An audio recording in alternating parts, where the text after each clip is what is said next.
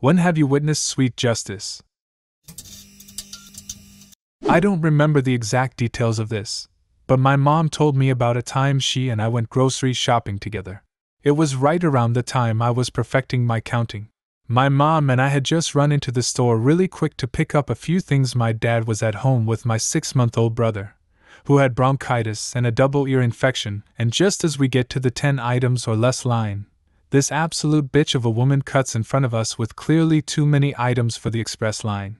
My mom gave her a, "Really? Look," and the woman gave her a nasty glare as if to say, "Do something about it." My mom didn't have to do anything about it. Good old me did my counting thing and announced very clearly for everyone within a 10-mile radius to hear, "Mommy, that lady has 19 things." The cashier turned to the woman and said, "Well, she's right." The woman muttered something unintelligible under her breath and then got out of line. I remember leaving the store and not understanding what my mother was laughing so hard at. This is a story that A. Gill wrote about in his book The Angry Island, so not mine, but it is wonderful. At a ski lift in Switzerland, the gondolas to the mountain top hold about 4 people and the skiers are required to clip their skis to the outside before sitting down inside. There is a long queue of English skiers, patiently, as is the British thing, awaiting their turn to catch the next lift. 4 German skiers turn up and barge past the queue laughing at the English and take the next gondola as it arrives. The English tourists are too polite to do anything other than mutter under their collective breaths, while the Germans point and laugh from inside. Just as the gondola is about to depart, a man about halfway down the queue calmly walks up to the gondola and unclips the queue barger's skis and places them on the platform. The Germans can only splutter in rage as the gondola starts its inexorable climb to the mountain top, without their skis. I used to work on one of the rides at Rainforest Cafe. They have a mini boat ride you can go on and ride through an animatronic jungle with narrative playing on the speakers.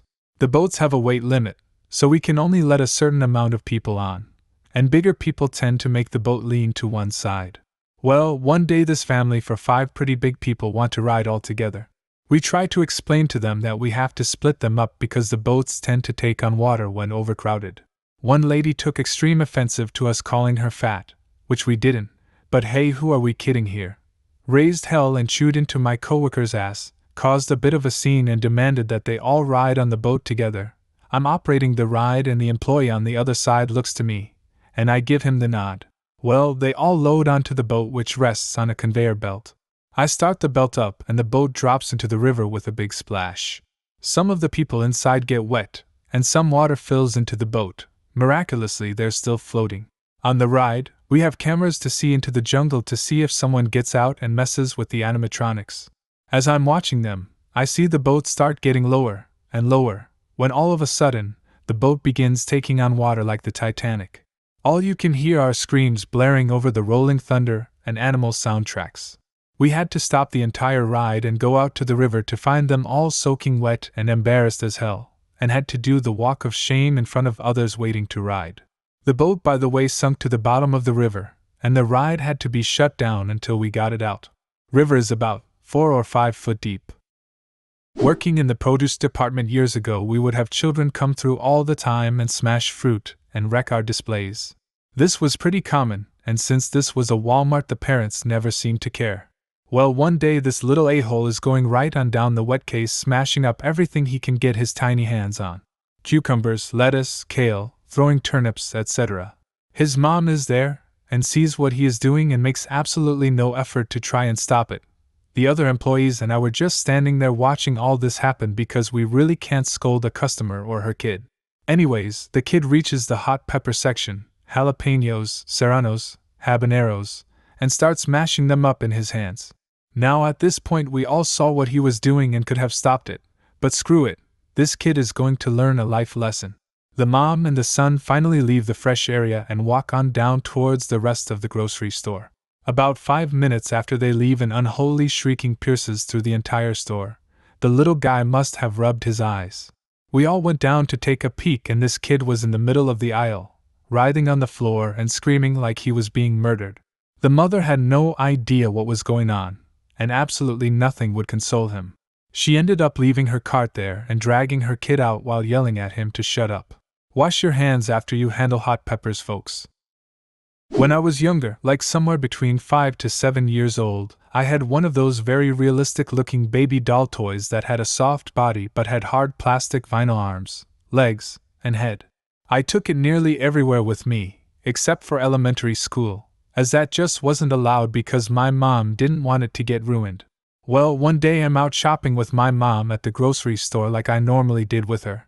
I'd put baby clothes on the doll, buckled it into the little seat for kids in the top of the shopping cart, and was helping Mom push the cart around like that. We go about our shopping just fine, but the moment that we're about to leave with our groceries, some random lady shows up and starts screaming at my mom for leaving her baby in the cart, and how she's going to call Child Protective Services on her for it.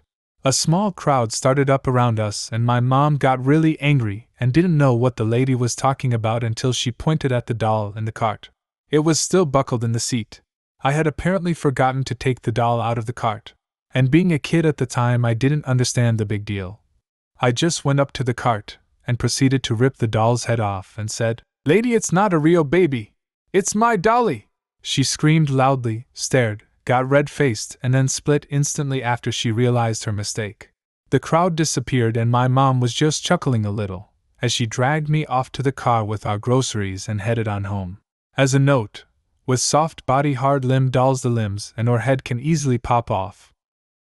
I had a lady spill her drink in my store and didn't try to clean it up. She simply looked at me and said, "Well, at least now you'll have something to do." She was about to reach the door when she dropped her phone. When she reached down to get it, her pants ripped. Like, no salvation kind of ripped. I just stood there with my mop and shrugged at her. A little girl in front of the purse kiosk at the mall was getting yelled at by her mother for something, and she wasn't paying attention, so she accidentally spilled her soda right in the middle of the walkway. Mom takes off without telling anyone, but has to go back for her kids since she didn't follow. Since the soda was clear, she didn't see it and totally ate tile. Sweet, sweet justice. I work as a manager at a restaurant, and one night I had a guest loudly telling his server that if his fries were cold, he was going to send them back, so she'd better make sure it was hot. I made sure his fries were straight out of the deep fryer, and I personally brought out his meal. I guess all the other tables seated around him were watching to see his reaction after his loud performance that he would send his food back. So I put the meal down, and he took one look and dramatically sighed and said the fries were cold. I replied, "I'm sorry, sir, but they're not." Now he's mad and loudly said, "They're cold. I can tell just by looking at them." I replied again, "The fries are hot." So he says, "Oh really?" He dramatically picked up a fry and held it between his thumb and forefinger. He held it in front of his own face while locking eyes with me and squeezed his fingers together. What came next was something that continues to fill my heart with joy 6 years after it happened. He let out a surprised shout of pain and dropped the fry onto the table. The tables around us who had been watching started laughing and clapping. His face turned red, he put his head down, and didn't say another word. I just smiled and said, "Enjoy your meal," and walked away. Long, empty highway. I'm doing 10 over the interstate limit. 2 guys blow by us in a minivan. Really. 5 minutes later, we pass them and the cop who stopped them. 20 minutes later, they blow by us again. 10 minutes later, we pass them as they change their flat tire. Yes. In elementary school, I wasn't the most popular kid.